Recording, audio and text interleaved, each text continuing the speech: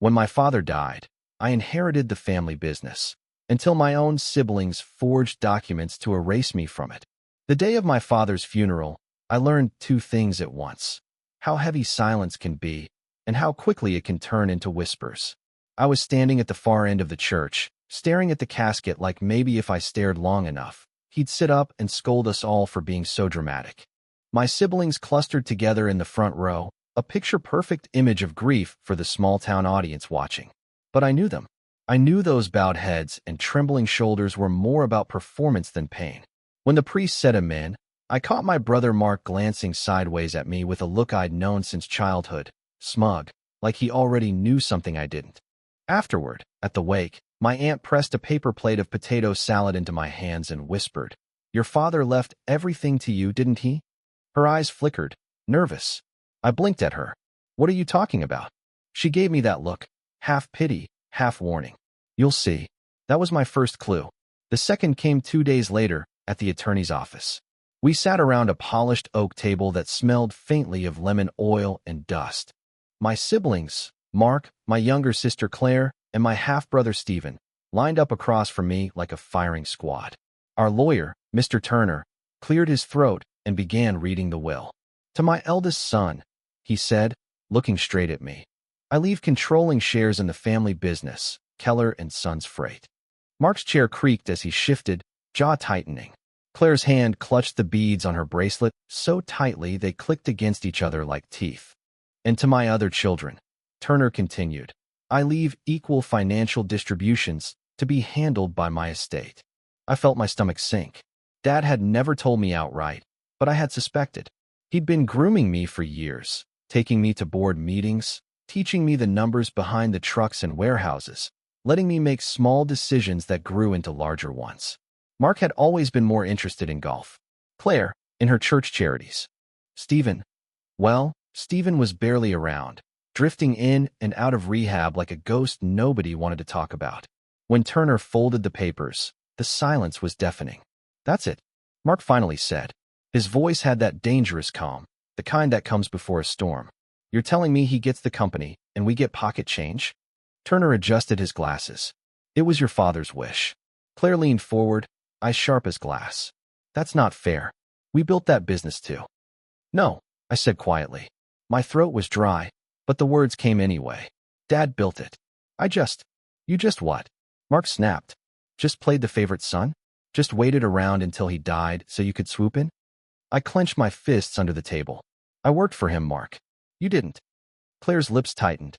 "You think sitting in some meetings makes you an heir? Please. I was the one who kept Mom sane when he was never home. I earned my place." Stephen, who had been silent this whole time, finally gave a slow smile. "Well, this is going to be fun." I wanted to say something sharp, something final, but Mr. Turner cleared his throat again. "The decision is binding. Unless contested legally, the business passes fully to Jack." That was the spark. I saw it in their eyes. The moment resentment turned into something else. Plans. Schemes. Mark leaned back, forcing a smile that didn't reach his eyes. "Congratulations, little brother. Guess we'll see how you handle the pressure." But his tone said something different. "This isn't over." And I should have known, right then, that the will was just the beginning of a war. Because later that night, when I drove past the office, our father's office, I saw the lights on. Mark's car was parked outside, and through the window, silhouetted against the blinds, I could see him rifling through drawers that didn't belong to him. When I pulled up outside the office that night, my first instinct was to march in, flick on the lights, and catch Mark red-handed. But I didn't. I just sat in my car, engine off, headlights dark, watching him rifle through Dad's drawers like a raccoon clawing at a trash can. He moved with purpose. Not random snooping. This was surgical. He knew what he was looking for. The next morning, I stopped by during business hours. The secretary gave me a weak smile, one of those I know something but won't say it kinds of smiles. "Morning, Jack," she said softly. "Your brother was in late last night." I raised an eyebrow. "Doing what?" She hesitated. He said, "Looking for old shipping contracts." I nodded, thanked her, and walked straight to Dad's office. The top drawer of his desk was ajar. Inside, the folder of shareholder agreements was missing. That was the first stone in my gut. The second came 3 nights later, when Claire invited me to dinner. Her townhouse smelled like incense and lemon polish. She met me at the door with a tight smile, her fingers brushing over a small beaded bracelet like it was some kind of charm. "Thanks for coming," she said.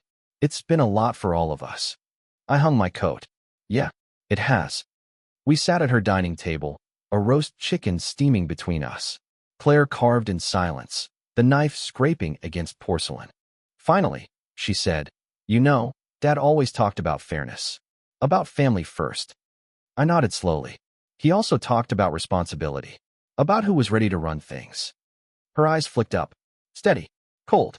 "So you think you're the only one responsible?" I leaned back. "Do you even want the business, Claire? Really? Or do you just want to make sure I don't have it?" The knife paused mid-slice. Her lips thinned. "Mark thinks you can't handle it." "Mark thinks a lot of things," I said. "Most of them wrong." She set the knife down with a clink. "Don't dismiss him. He's been researching options." "Options?" I asked. Her voice dropped. "Ways to challenge the will." I laughed once, bitter and sharp. "On what grounds?" Dad was clear. She leaned closer. "Dad wasn't well, Jack. You know that. He was forgetful near the end, confused. Easy to influence." The air in my lungs froze. "You're saying he didn't know what he was signing?" "I'm saying," she whispered, "that a good lawyer could make people wonder." I stared at her. "And you're okay with dragging his name through the mud just to get your slice?" Her jaw flexed. "Don't pretend you care about honor more than money. You're just like him." That stung more than I wanted to admit. Before I could answer, the front door opened. Heavy footsteps. Mark appeared in the doorway, tossing his coat on a nearby chair like he owned the place. "Family dinner," he said smoothly. "Thought it'd be good for us to talk." My stomach dropped. This wasn't dinner. It was an ambush. We ate in brittle silence until Mark finally leaned back, picked at something in his teeth, and said, "Here's the deal, Jack. Hand over controlling shares. Split them evenly. We avoid court, avoid headlines, keep the family looking united." I laughed, but there was no humor in it. "And if I don't?" His eyes gleamed. "Then you'll see how fast a signature can change history." I froze. "What the hell does that mean?" Mark tapped his jacket pocket, almost casually. "Dad signed things you don't know about.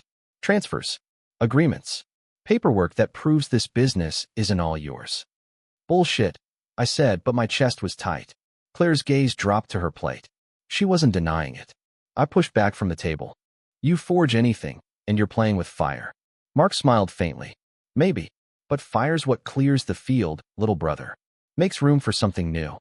The silence that followed was thick enough to choke on. I stood, grabbed my coat. "You two want war? Fine. But don't think for a second I'm rolling over." As I walked out, I heard Claire hiss under her breath, "He'll never let go. We'll have to make him." And Mark's reply, low and smooth, "Then we bury him with paperwork." The first warning came in a white envelope with my name typed neatly on the front. No return address, just dropped through the office mail slot like any other piece of junk. Inside was a notice from the transfer agent. Confirmation of shareholder restructuring in progress. My stomach dropped. Restructuring? I hadn't signed a damn thing. I marched into their downtown office the next morning and slapped the letter on the desk of a nervous-looking clerk. "What is this?" He adjusted his tie and glanced at the envelope. "It appears your family submitted paperwork to amend the company's share structure." "My family?" I snapped. "The only person authorized to touch those shares is me." He clicked through a few screens, his expression stiff. "According to our records, Jack Keller, your father, executed a transfer last year, redistributing equity among his children." I leaned across the desk, my voice low and tight. "Show me." He hesitated, then printed a copy. There it was, my father's signature, shaky but familiar, beneath a document that handed each of my siblings a chunk of the company. Dated 6 months ago. The room tilted. "That's impossible," I muttered. "Dad never mentioned this." And 6 months ago, he was in and out of the hospital. The clerk cleared his throat. "I can't comment on health matters. But unless formally contested, the restructuring will be effective within 30 days. I left the building shaking, the copy clenched in my hand. The signature looked like his, but too clean, too careful, like someone had practiced it. That night, I poured myself a drink and stared at the paper until my phone buzzed. Unknown number. I answered. "Jack." A woman's voice. Nervous, familiar. "It's Linda, your dad's old secretary." I sat up straighter. Linda? What's going on? Her breath hitched. I probably shouldn't be calling, but I have to tell you. Mark came to see me last week.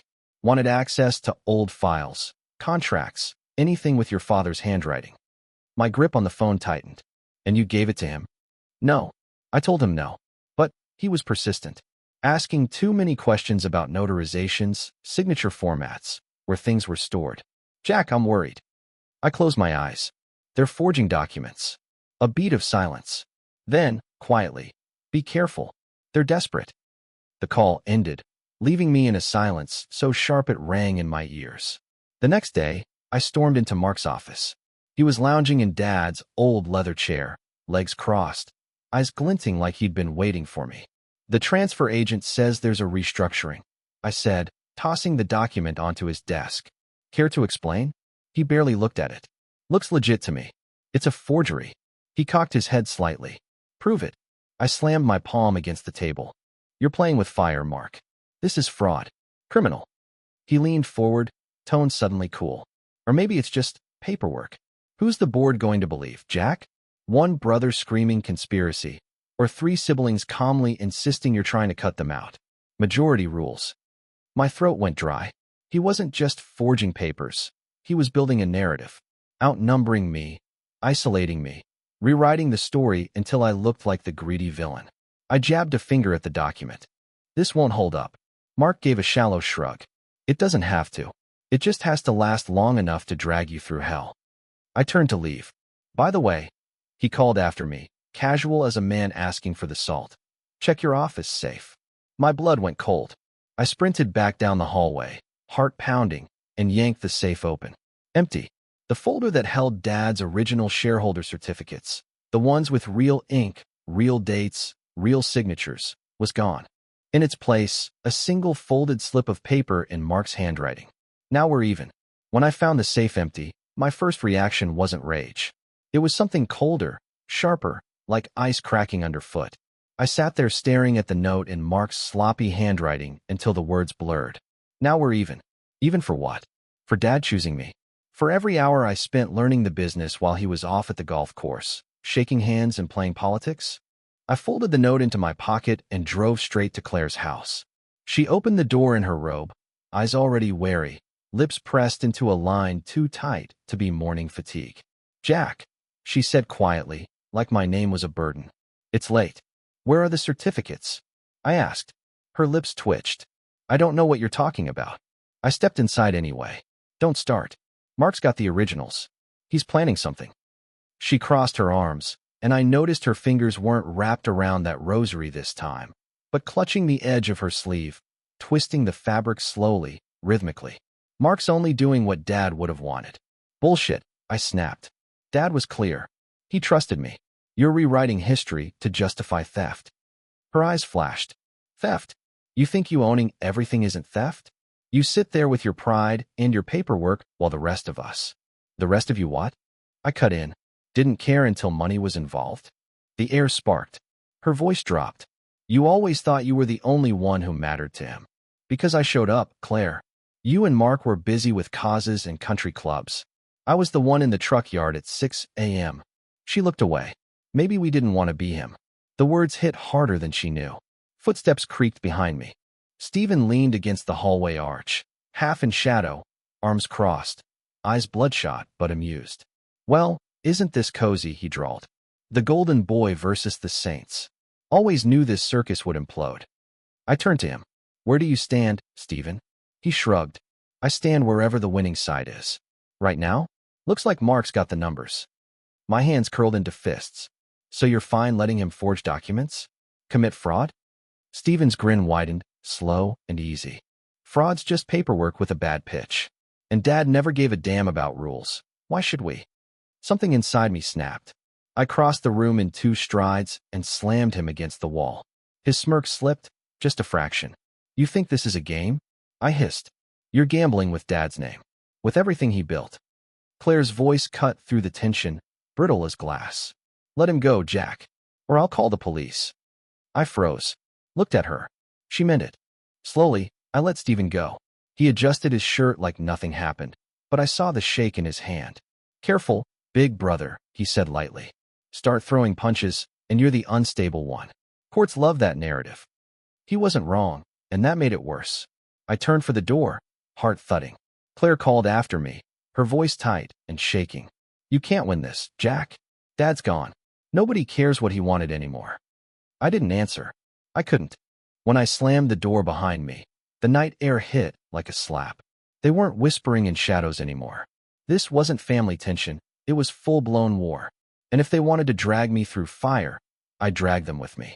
The boardroom smelled like dust and burnt coffee, the kind of air that sticks to your clothes.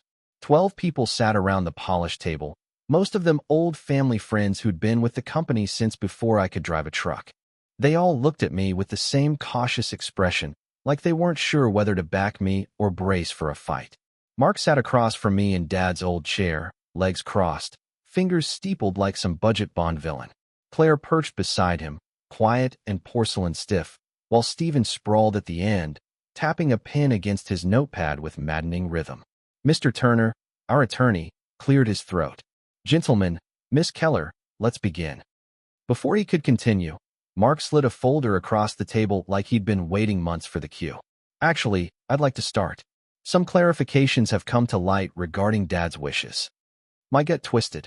He pulled out copies of the forged transfer documents, fanning them out like poker cards.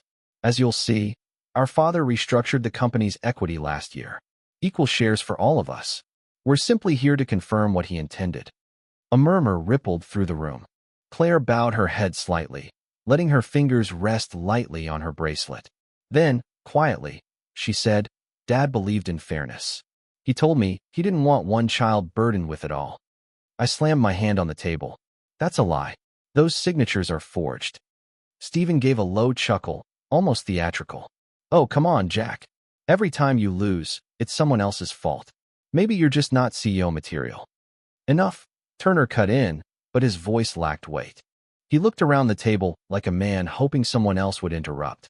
One of the older board members, Mr. Russo, leaned in to squint at the papers. They look real enough. You saying your brother faked your father's hand? Yes, I said. That's exactly what I'm saying. He broke into my office, stole original certificates from my safe, then doctored these to cover his tracks. Mark leaned back, arms wide like he was stretching into the lie. Proof, Jack. Do you have any? Or is this just another paranoid outburst? Silence. Every eye in the room pinned me like insects under glass. I swallowed hard. Proof. That was the trap. Without it, I looked like a greedy son grasping at control. With it, I'd burn everything Dad built, including his memory. My mind flashed to Linda's call, to the missing documents, to Mark's note in the safe. I stood slowly, palms flat on the table. You all know who ran this company, who Dad brought to meetings, who signed off on logistics, growth, expansion. It wasn't them. It was me. Some of them shifted in their chairs, glancing sideways like they didn't want to admit they agreed. But now, I continued, voice tightening, they want to rewrite history. Not because it's fair, but because they think they can get away with it. Mark shrugged like he was bored. So what'll it be, little brother? You gonna keep throwing tantrums? Or step aside so we can finally move on? I locked eyes with him. Fine. You want proof? My voice dropped to a cold, measured tone. I'll get it. And when I do, I won't just come for your seat. I'll come for your future. Mark's expression didn't change, but the twitch at the corner of his mouth. That wasn't confidence. That was fear dressed in arrogance. I walked out without another word, their stares following me like shadows. And for the first time, I realized they weren't just trying to steal my inheritance. They were trying to erase me. And if I wanted the truth to survive, I'd have to fight like hell to keep it from sinking with me. I didn't go home after the board meeting. Couldn't. The thought of sitting in that silent house with Dad's photo on the mantel, looking down at me like he still expected answers, I couldn't do it. So I drove. Past the warehouses, past the truck stops, past the diners he used to stop at with drivers after long runs. No music. No calls. Just the kind of silence that eats at your insides. By midnight, I landed in a diner off the interstate, the kind with peeling linoleum, a waitress who calls everyone honey, and the kind of coffee that tastes like burnt memories. I sat at the corner booth, nursing a black mug until it went cold. Everywhere I looked, I saw them. Mark, in Dad's chair like he owned it. Claire, clutching her fake convictions. Stephen, lounging on the fence like a coward waiting for a payday. And under it all, the bored silence. Their doubt. That's what cut the deepest. By the third refill, my phone buzzed. Another unknown number. I expected Linda, but it wasn't. Jack. Claire's voice. Fragile, like she'd cracked before she even dialed. I need to talk. I almost hung up. Now you want to talk? Please. Just listen. Mark, he's going too far. I froze, fingers tightening around the mug. Too far? You stood beside him while he gutted Dad's legacy. I had to, she said quickly. He told me if I didn't back him, I'd be cut out. He's got Stephen wrapped around his finger. And now, he found Dad's medical records. I didn't breathe. Medical records? He's going to use them, Jack, to claim Dad wasn't competent when he signed the will. He wants to prove Dad was slipping. The rage rose fast.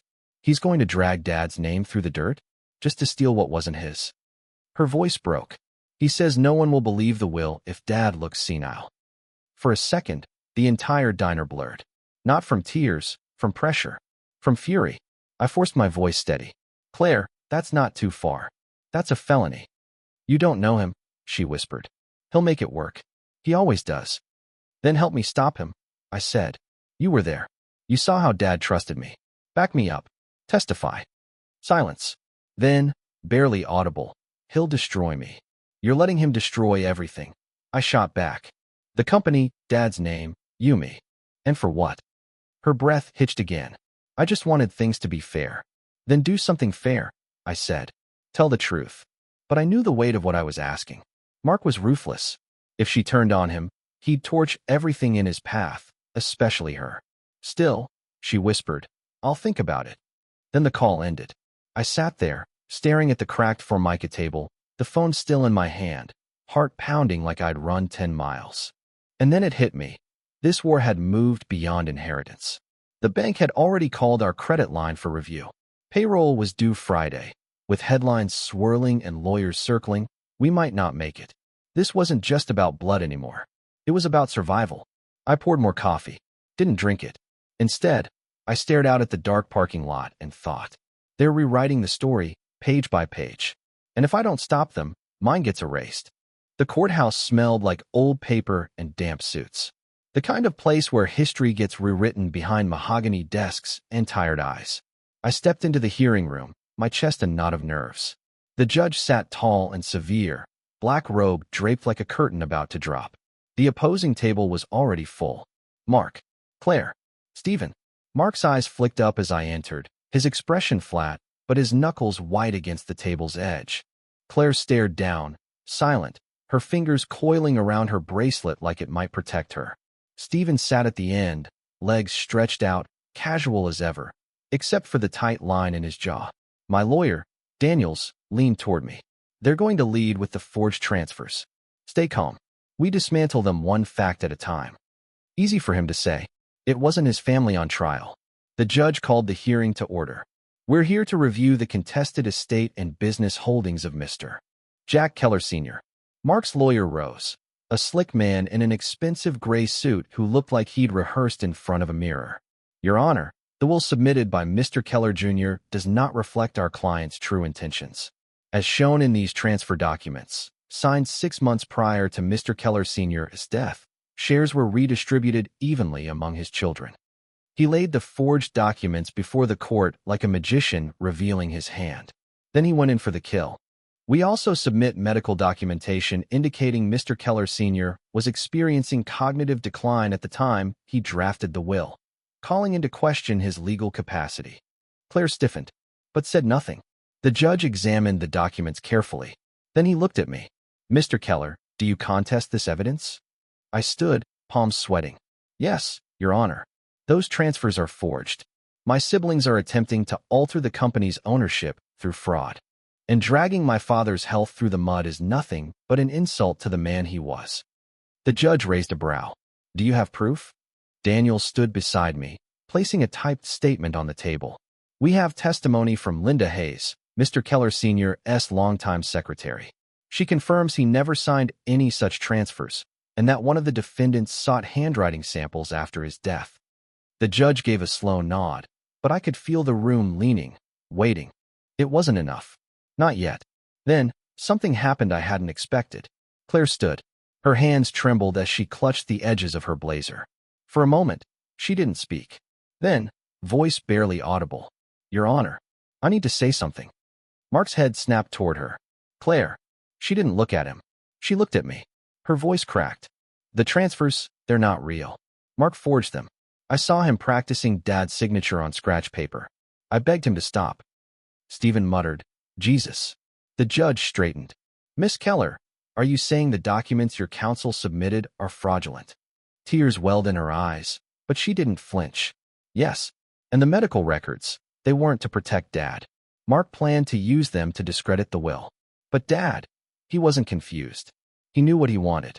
He trusted Jack. For a moment, the room didn't breathe. Mark slammed his palm on the table. You traitor. Mr. Keller, the judge barked. Claire didn't respond to her brother. She kept her eyes on the judge. I may not agree with how Dad did everything, but this wasn't justice. It was revenge, and I won't be part of it. Stephen sat back, arms crossed, his mouth a grim line.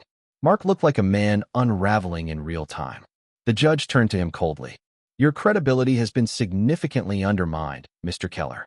We will review all submitted documents, but I'm inclined to believe the court has been misled. I felt something release in my chest, like I could finally take a breath after weeks underwater. As the hearing adjourned, I stood. Mark brushed past me on the way out, close enough to feel his heat. This isn't over, he hissed. For the first time, I looked him in the eye and didn't flinch. Maybe it wasn't over, but it was tipping. And for the first time, I wasn't the one slipping. The courthouse steps were slick with rain. Reporters hovered near the exit like vultures, cameras snapping, microphones angled in every direction. I kept walking, head down, the judgment not yet final, but the balance finally shifting. Behind me, I heard Mark's voice break through the noise. Traitor! I turned. He wasn't yelling at me. He was staring straight at Claire, soaked in rain, her blazer clinging to her arms like armor barely holding. You stabbed me in the back, he snarled. Claire didn't blink. I told the truth. He lunged toward her like he might actually hit her. I stepped in fast, planting a hand on his chest. Don't even think about it. His eyes were wild, bloodshot, dilated, frantic. Not angry. Unraveled. You ruined everything, he spat. You and her. You think the board's gonna forget this? You think investors want a company run by a family of liars? Better a liar than a forger, I said. Better the truth than your version of justice. Stephen appeared behind us, shoulders hunched, his dress shirt unbuttoned at the collar. He exhaled like he'd been holding it all morning. Well, looks like Golden Boy wins again. Should have bet smarter. Mark turned on him, venom in every syllable. Shut up, Stephen. You were never anything but dead weight. Dad knew it. We all did. Stephen didn't even blink. Maybe, but I'm not the one with felony charges on the table. Mark's face went pale. Felony. His voice cracked. Stephen nodded toward me. You should probably check your inbox. I didn't say anything. Didn't have to. He knew. He stumbled backward a step, like the concrete shifted under him. None of it's real, he muttered. It was business. Dad always said, get ahead, stay ahead. You didn't get ahead, I said. You cheated. And you got caught. Mark's voice dropped, hoarse and desperate. You don't scare me. Good, I said softly. Then you won't see me coming. He didn't answer. Just shoved past me, his steps echoing down the sidewalk like a man dragging a coffin behind him. Claire let out a shaky breath beside me. I don't know if I did the right thing. I looked at her. Really looked at her. She wasn't the same woman who invited me over for roast chicken and legal threats. She was tired, hollow-eyed, but real. You didn't do the right thing, I said. You did the only thing. Her eyes glistened. He'll never forgive me. Then maybe, I said, you stop needing him to. Stephen had already disappeared down the block, probably chasing the next opportunity to survive. Claire lingered a second longer, then slipped into her car without another word. And I just stood there, on the courthouse steps, rain soaking through my suit, the cameras still flashing, the building looming behind me like something ancient and final. For weeks I'd been fighting to hold on, to the company, to Dad's name, to the idea that family meant something more than money or blood or betrayal. And now I wasn't sure what I'd been holding on to at all. But I knew this.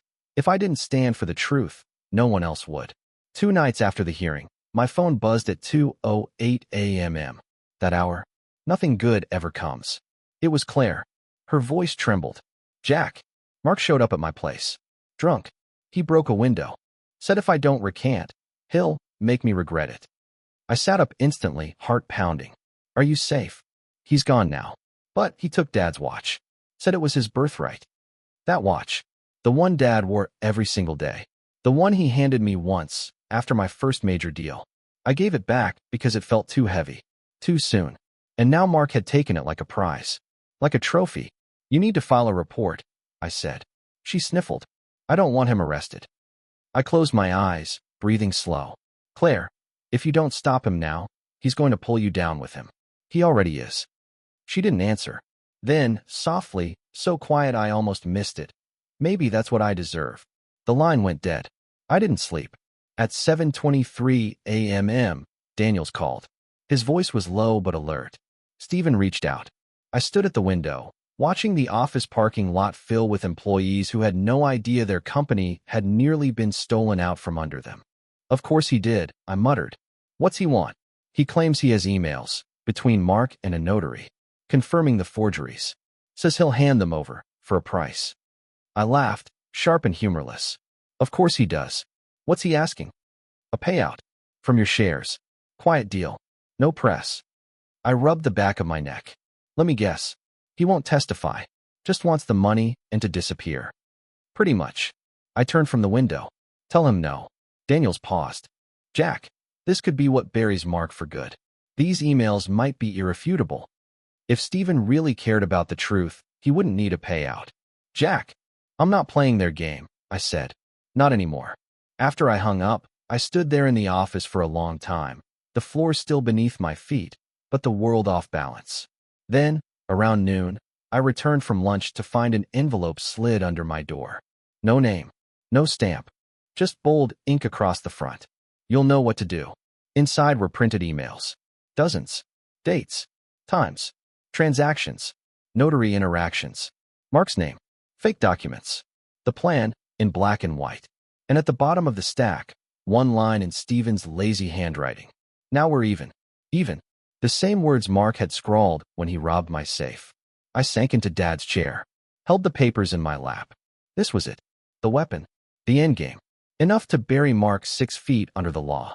Enough to clear my name forever. But also enough to light a fire I couldn't put out.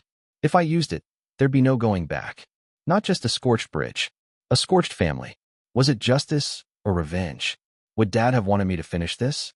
Or walk away? I stared at the cracked photo of him on the bookshelf. The one where he was younger, before the pressure weighed him down. And then I looked down at the emails. Still warm from the printer.